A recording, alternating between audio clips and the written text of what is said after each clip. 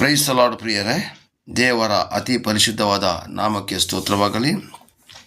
ಯೇಸು ಕ್ರಿಸ್ತನ ಅಭಿಷೇಕ ಉಳ್ಳ ನಾಮದಲ್ಲಿ ಪವಿತ್ರ ಆತ್ಮರ ಸಹಾಯದಿಂದ ಇವತ್ತು ಗುಡ್ ಫ್ರೈಡೇ ಅಥವಾ ಶುಭ ಶುಕ್ರವಾರ. ಈ ಶುಭ ಶುಕ್ರವಾರ ಹಬ್ಬವನ್ನು ಎಲ್ಲರೂ ಕೂಡ ವಿಜೃಂಭಣೆಯಿಂದ ಆಚರಿಸ್ತಾರೆ. ಆದರೆ ಒಂದೊಂದು ಚರ್ಚ್ಗಳಲ್ಲಿ ಒಂದೊಂದು ರೀತಿಯಲ್ಲಿ ಆಚರಿಸ್ತಾರೆ. ಅದು ಯಾವ ರೀತಿಯಾಗಿ ಆಚರಿಸಿದ್ರು ಕೂಡ ಅದು ದೇವರ ನಾಮದ ಮಹಿಮೆಗಾಗಿಯೇ, ಹೌದಲ್ವಾ? ಈಗ ಕೇರಳದವರು ಹೇಳ್ತಾರೆ ಇದು ಶುಭ ಶುಕ್ರವಾರ ಅಲ್ಲ, ದುಃಖದ ಶುಕ್ರವಾರ ಅಂತೇಳಿ ದುಃಖ ಬೆಳ್ಳಿ ಹಚ್ಚೆ ಅಂತ ಹೇಳ್ತಾರೆ. ಅಂದರೆ ಅವರು ಯೇಸು ಸ್ವಾಮಿ ನಮಗೋಸ್ಕರ ಸಿರಿಬೇರಿ ಯಾವ ಥರ ಪ್ರಾಣವನ್ನು ತ್ಯಾಗ ಮಾಡಿದರು ಅಂತ ನೆನೆಸಿ ಅವರು ದುಃಖದಿಂದ ಪ್ರಾರ್ಥಿಸ್ತಾರೆ. ಆದರೆ ಕೆಲವು ಚರ್ಚ್ಗಳಲ್ಲಿ ಏನು ಮಾಡ್ತಾ ಇದ್ದಾರೆ, ಯೇಸು ಸ್ವಾಮಿ ನಮ್ಮನ್ನು ಪಾಪದಿಂದ ಬಿಡಿಸಿ ನರಕಕ್ಕೆ ಹೋಗದಂತೆ ನಮ್ಮನ್ನು ಶುಭವನ್ನು ಉಂಟು ಮಾಡಿ ಪರಲೋಕ ರಾಜ್ಯಕ್ಕೆ ಸೇರಿಸಲಿಕ್ಕೆ ಏಸಪ್ಪ ಬಂದು ಮರಣವನ್ನು ಅನುಭವಿಸಿದ್ರು ಅಂತೇಳಿ ಸಂತೋಷದಿಂದಲೂ ಕೂಡ ಮಾಡುವವರು ಇದ್ದಾರೆ.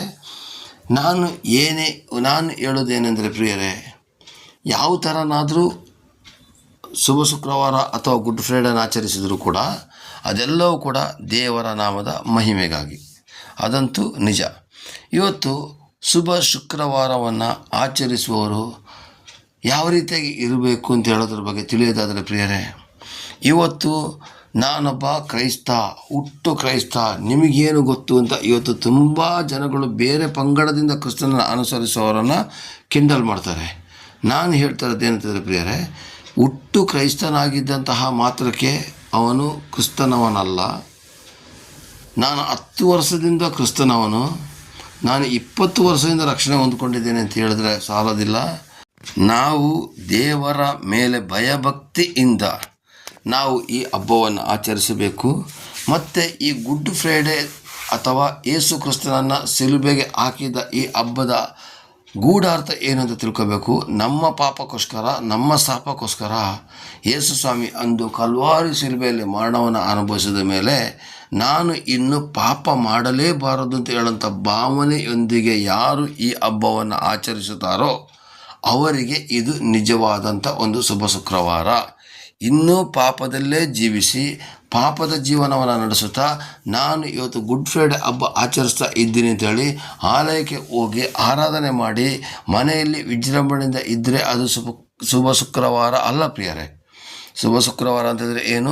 ಯೇಸು ಕ್ರಿಸ್ತನು ನಮ್ಮ ಪಾಪಕ್ಕೋಸ್ಕರ ಸತ್ತಿದ್ದಾರೆ ಅಂತ ಹೇಳೋದನ್ನು ನೆನೆಸಿಕೊಂಡು ಆ ಒಂದು ಶಿಲುಬೆಯ ಮರಣವನ್ನು ಧ್ಯಾನ ಮಾಡುತ್ತಾ ನನ್ನ ಪಾಪಕ್ಕೋಸ್ಕರ ನೀನು ಬಲಿಯಾದೆ ಸ್ವಾಮಿ, ಇನ್ನು ಮುಂದಕ್ಕೆ ನಾನು ಪಾಪವನ್ನೇ ಮಾಡೋದಿಲ್ಲ ಅಂಥೇಳಿ ದೃಢ ಪ್ರತಿಜ್ಞೆ ಮಾಡುತ್ತಾ ಅದೇ ಭಯಭಕ್ತಿಯಿಂದ ದೇವರ ವಾಕ್ಯದ ಆಧಾರ ಪ್ರಕಾರ ನಡೆದು ಜೀವಿಸುವವನಿಗೆ ನಿಜವಾಗಿ ಇದು ಶುಭ ಶುಕ್ರವಾರ.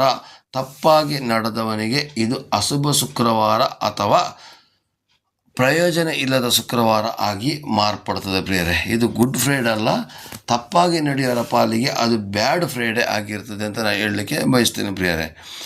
ಇವತ್ತು ಕ್ರಿಸ್ತನು ಏಕೆ ಬಂದರು, ಅವರ ಜೀವಿತ ಏನು, ಅವರು ನಮಗಾಗಿ ಶಿಲುಬೆಯಲ್ಲಿ ಮಾಡಿದ ತ್ಯಾಗ ಏನು ತಿಳ್ಕೊಂಡು ನಾವು ಇನ್ನೂ ಲೋಕದ ರೀತಿಯಲ್ಲಿ ನಡೆಯದೆ ಪರಲೋಕದ ಮಾರ್ಗವಾದಂತಹ ಬೈಬಲ್ ಪುಸ್ತಕದ ವಚನವನ್ನು ಆಧಾರ ಮಾಡಿಕೊಂಡು ನಾವು ಅದರ ಪ್ರಕಾರ ನಡೆಯುವುದೇ ಆದರೆ ಪ್ರಿಯರೇ, ನಾವು ಈ ಗುಡ್ ಫ್ರೈಡೇ ಹಬ್ಬವನ್ನು ಆಚರಿಸೋದಕ್ಕೂ ಒಂದು ಸಾರ್ಥಕ. ಪ್ರೈಸ್ ಲಾರ್ಡ್ ಪ್ರಿಯರೇ. ಹಾಗಾದರೆ ಗುಡ್ ಫ್ರೈಡೇ ಹಬ್ಬದ ದಿವಸ ಕೆಲವೊಂದು ಸಭೆಗಳಲ್ಲಿ ದೊಡ್ಡದಾಗಿ ಆರಾಧನೆ ಮಾಡ್ತಾರೆ, ದೊಡ್ಡದಾಗಿ ಪ್ರಾರ್ಥನೆ ಮಾಡ್ತಾರೆ. ಆದರೆ ಆ ಆರಾಧನೆ ಪ್ರಾರ್ಥನೆ ಕ್ರಿಸ್ತನಿಗೆ ಹೋಗ್ತಾ ಇದೆಯಾ, ಯಾವ ರೀತಿಯಾಗಿ ಮಾಡಬೇಕು ಅಂತ ಹೇಳೋದಕ್ಕೆ ಒಂದು ಚಿಕ್ಕ ಒಂದು ವಾಕ್ಯವನ್ನು ಕೊಟ್ಟು ನಾನು ಮುಗಿಸ್ತಾ ಇದ್ದೇನೆ ಪ್ರಿಯರೇ. ರೋಮಾಪುರ 12:1 ವಾಕ್ಯವನ್ನು ನಾವು ನೋಡಿಕೊಳ್ಳುವ.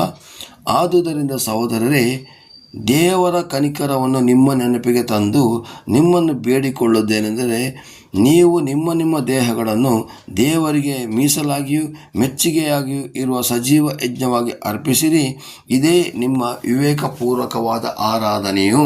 ಹಾಗಾದರೆ ಶುಭ ಶುಕ್ರವಾರದಂದು ನಾವು ನಡೆಸಬೇಕಾದಂಥ ಆರಾಧನೆ ಯಾವ ಥರ ಇರಬೇಕು ಅಂತ ಹೇಳಿದ್ರೆ, ನಾನು ಓದ್ತೀನಿ ಪುನಃ ಇನ್ನೊಂದು ಸಲ. ಆದುದರಿಂದ ಸಹೋದರರೇ, ಯಾಕೆಂದರೆ ಸಹೋದರರೇ ಅಂತ ಹೇಳಿದಂಥ ಮಾತ್ರಕ್ಕೆ ತಪ್ಪಾಗಿ ತಿಳ್ಕೊಬೇಡಿ. ಇಂಗ್ಲೀಷ್ ಬೈಬಲ್ನಲ್ಲಿ ಬ್ರದರೆನ್ ಅಂತ ಬರ್ತಿದೆ. ಬ್ರದರೆನ್ ಅಂತಂದರೆ ಸಹೋದರ ಸಹೋದರಿಯರು ಅಂತೇಳಿ. ಕನ್ನಡದಲ್ಲಿ ಗ್ರಾಮರ್ ಸಿಗದಿರ್ತಕ್ಕಂಥ ಕಾರಣಕ್ಕೋಸ್ಕರ ಸಹೋದರರೇ ಅಂತ ಬರೆದಿದ್ದಾರೆ. ಇಲ್ಲಿ ನೋಡಿ, ಆದುದರಿಂದ ಸಹೋದರರೇ, ದೇವರ ಕನಿಕರವನ್ನು ನಿಮ್ಮ ನೆನಪಿಗೆ ತಂದು ನಿಮ್ಮನ್ನು ಬೇಡಿಕೊಳ್ಳುವುದೇನೆಂದರೆ, ಹಾಗಾದರೆ ದೇವರ ಕನಿಕರವನ್ನು ನಾವು ನೆನಪಿಗೆ ತಂದುಕೊಂಡು ಈ ಹಬ್ಬವನ್ನು ಮಾಡಬೇಕು ಪ್ರಿಯರೇ.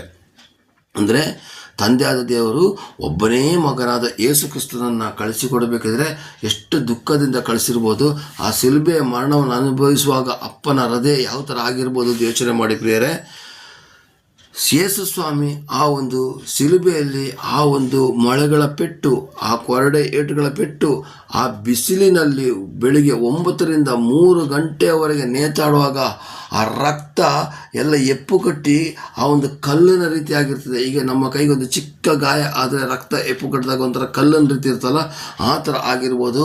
ಉರಿ ಬಿಸಿಲಿನಲ್ಲಿ ನಿಂತ್ಕೊಳ್ಳಿಕ್ಕೆ ಆಗದಿನ ಅವರು ಎಷ್ಟು ವಿಲಿ ಒದ್ದಾಡಿ ನಮಗೋಸ್ಕರ ಅವರು ನಮ್ಮ ಪಾಪವನ್ನು ಹೊತ್ತುಕೊಂಡು ಪ್ರಾಣ ಬಿಟ್ಟರು ಅಂತ ಹೇಳೋಂಥ ಒಂದು ಕನಿಕರವನ್ನು ನೆನಪಿಸ್ಕೋಬೇಕು ನಾವು. ದೇವರು ಕನಿಕರ ಪಟ್ಟರೆ ಯಾವ ಥರ ತನ್ನ ಪ್ರಾಣವನ್ನೇ ಕೊಟ್ಟು ನಮ್ಮನ್ನು ರಕ್ಷಿಸುವುದರ ಮೂಲಕ ನಮ್ಮನ ಮೇಲೆ ಕನಿಕರ ತೋರಿಸ್ತಾ, ಹಾಗೆ ನಾವು ದೇವರ ಕನಿಕರವನ್ನು ನೆನೆಸಿಕೊಂಡು ಆರಾಧನೆ ಮಾಡಬೇಕು ಪ್ರಿಯರೇ. ಅದಕ್ಕೋಸ್ಕರನೇ ಇವತ್ತು ಕೇರಳದ ಜನಗಳು ದುಃಖ ಬೆಳ್ಳಿಯಾಚೆ ಅಂತೇಳಿ ದುಃಖದ ಶುಕ್ರವಾರ ಅಂತ ಅವರು ಆಚರಿಸ್ತಾರೆ. ಯಾಕಂದರೆ ದೇವರು ಮಾಡೋ ಕನಿಕರವನ್ನು ನೆನೆಸಿ ಆರಾಧನೆ ಮಾಡ್ತಾರೆ. ಆದರೆ ಇನ್ನು ಕೆಲವು ಚರ್ಚ್ಗಳಲ್ಲಿ ಏನು ಮಾಡ್ತಾರೆ, ಯೇಸು ಸ್ವಾಮಿ ನಮಗೋಸ್ಕರ ಸತ್ತು ನಾವು ನರಕಕ್ಕೆ ಹೋಗದಂತೆ ನಮಗೆ ಶುಭವನ್ನು ಉಂಟು ಮಾಡಿ ಕಾಪಾಡಿದ್ರು ಅಂತ ಹೇಳ್ಕೊಂಡು ಶುಭ ಶುಕ್ರವಾರ ಮಾಡ್ತಾರೆ. ಹೇಗೆ ಮಾಡಲಿ, ದೇವರ ಕನಿಕರ, ದೇವರು ನಿನಗಾಗಿ ಮಾಡತಕ್ಕಂಥ ಪ್ರೀತಿ ಎಲ್ಲೋ ಇದ್ದು ಹೇಗೋ ಇದ್ದು ತಪ್ಪಾದ ದಾರಿಯಲ್ಲಿ ನಡೆದು ನರಕಕ್ಕೆ ಹೋಗಬೇಕಾದಂಥ ನನ್ನನ್ನು ನಿನ್ನನ್ನು ರಕ್ಷಿಸಿದಂಥ ರೀತಿಯನ್ನು ನೆನೆಸಿಕೊಂಡು ನೀವು ನಿಮ್ಮ ದೇಹಗಳನ್ನು, ವಾಕ್ಯ ಓದ್ತಾ ಇದ್ದೀನಿ, ನೀವು ನಿಮ್ಮ ದೇಹಗಳನ್ನು ದೇವರಿಗೆ ಮೀಸಲಾಗಿಯೂ ಮೆಚ್ಚುಗೆಯಾಗಿ ಇರುವ ಸಜೀವ ಯಜ್ಞವಾಗಿ ಅರ್ಪಿಸಿರಿ, ಇದೇ ವಿವೇಕಪೂರ್ವಕವಾದ ಆರಾಧನೆ. ಹಾಗಾದರೆ ನೀವು ನಿಮ್ಮ ದೇಹಗಳನ್ನು, ಬೇರೆಯವ್ರ ದೇಹ ಅಲ್ಲ. ನಾವು ಬೇರೆಯವ್ರ ಬಗ್ಗೆ ಹೇಳ್ತೀವಿ, ಅವನು ಹಂಗೆ ಸರಿಯಿಲ್ಲ, ಇವನು ಹಿಂಗೆ ಸರಿಯಿಲ್ಲ, ಅವನು ಆ ಥರ ಮಾಡ್ತಾನೆ ಈ ಥರ ಮಾಡ್ತಾನೆ ತಗೊಂಡು ಹೇಳ್ತೀವಿ. ಇಲ್ಲಿ ಸ್ವಾಮಿ ಪೌಲನ ಮುಖಾಂತರ ತಿಳಿಸುವಂಥದ್ದು ಅಂತಂದರೆ ನಿಮ್ಮ ದೇಹಗಳು ಅಂತೇಳಿ, ಬೇರೆಯವರ ದೇಹಗಳಲ್ಲ. ಮೊದಲು ನನ್ನ ದೇಹಗಳನ್ನು ನಾನು ದೇವರಿಗೆ ಮೀಸಲಾಗಿಯೂ, ಅಂದರೆ ಇವತ್ತು ಮೀಸಲಾತಿ ನೋಡಿ ಸರ್ಕಾರ ಕೆಲವೊಂದು ಜಾತಿಗಳಿಗೆ ಇಟ್ಟಿದ್ದಾರಲ್ಲ, ಅದೇ ಥರದಲ್ಲಿ ನಾನು ದೇವರಿಗೆ ಮೀಸಲಾಗಿ ಇರಬೇಕು. ಎರಡನೇದಾಗಿ ಮೆಚ್ಚುಗೆಯಾಗಿಯೂ ಇರುವ ಸಜೀವ ಯಜ್ಞವಾಗಿ ಅರ್ಪಿಸಿರಿ. ಮೆಚ್ಚುಗೆಯಾಗಿ ಅಂದರೆ ದೇವರು ಮೆಚ್ಚುವಂಥ ಕಾರ್ಯ ಪ್ರಿಯರೇ. ಸಭಾಪಾಲಕರು ಮೆಚ್ಚುವಂಥ ಕಾರ್ಯ ಬೇಡ, ಜನಗಳು ಮೆಚ್ಚುವಂಥ ಕಾರ್ಯ ಬೇಡ, ದೇವರು ಮೆಚ್ಚುವಂಥ ಕಾರ್ಯದಲ್ಲಿಯೂ ಮೆಚ್ಚುಗೆಯಾಗಿ ಇರುವ ಸಜೀವ ಯಜ್ಞವಾಗಿ ಅರ್ಪಿಸಿದರೆ, ದೇವರಿಗೆ ಮೆಚ್ಚುವಂಥ ಕಾರ್ಯಗಳನ್ನ ಮಾಡಿದಾಗ ಹಿಂಸೆಗಳು ಉಂಟು, ನಿಂದೆಗಳುಂಟು, ಅವಮಾನಗಳುಂಟು. ಆದರೂ ನಿನ್ನ ದೇಹವನ್ನು ನೀ ದಂಡಿಸಿಕೊಂಡಾದರೂ ದೇವರು ಮೆಚ್ಚುವಂಥ ಕಾರ್ಯವನ್ನು ಮಾಡಿದರೆ ಇದನ್ನೇ ವಿವೇಕಪೂರ್ವಕವಾದ ಆರಾಧನೆಯೂ ಅಂತ ವಾಕ್ಯದಲ್ಲಿ ಬರೆದಿದೆ. ಅಂದರೆ ಜ್ಞಾನವುಳ್ಳ ಆರಾಧನೆ, ಬುದ್ಧಿವುಳ್ಳ ಆರಾಧನೆ ಆಗಿದೆ ಪ್ರಿಯರೇ. ಅಲ್ಲಿ ಕೆಳಗಡೆ ವಾಕ್ಯದಲ್ಲಿ ಬರೆದಿದೆ, ಮೀಸಲಾಗಿಯೂ ಮೆಚ್ಚುಗೆಯಾಗಿಯೂ ಸಜೀವ ಯಜ್ಞಕ್ಕೆ ಅರ್ಪಿಸಿರಿ, ಇದೇ ವಿವೇಕಪೂರ್ವಕವಾದ ಆರಾಧನೆಯು. ಹಾಗಾದರೆ ವಿವೇಕ ಉಳ್ಳವರಾಗಿ ಯಾರು ಆರಾಧನೆ ಮಾಡ್ತಾರೋ ಅವರ ಪಾಲಿಗೆ ಇದು ಶುಭ ಶುಕ್ರವಾರ. ವಿವೇಕ ಇಲ್ಲದೆ ಹೆಂಗೋ ಒಂದ್ಸಲ ಹೋಗಿ ಫಂಕ್ಷನ್ಗೆ ಹೋಗ್ಬಿಟ್ಟು ಬಂದ್ಬಿಡೋಣ, ಫಾದರ್ ಕಂಡ್ರೆ ಬೈತಾರೆ, ಪಾಸ್ಟರ್ ಕಂಡ್ರೆ ಬೈತಾರೆ, ಬ್ರದರ್ ಕಂಡ್ರೆ ಬೈತಾರೆ ತಗೊಂಡು ದಯವಿಟ್ಟು ಬಂದು ಶುಭ ಶುಕ್ರವಾರ ಹಬ್ಬದಲ್ಲಿ ಪಾಲ್ಗೊಂಡು ಪ್ರಯೋಜನ ಇಲ್ಲ. ದಯವಿಟ್ಟು ತಿದ್ದುಕೊಳ್ಬೇಕು.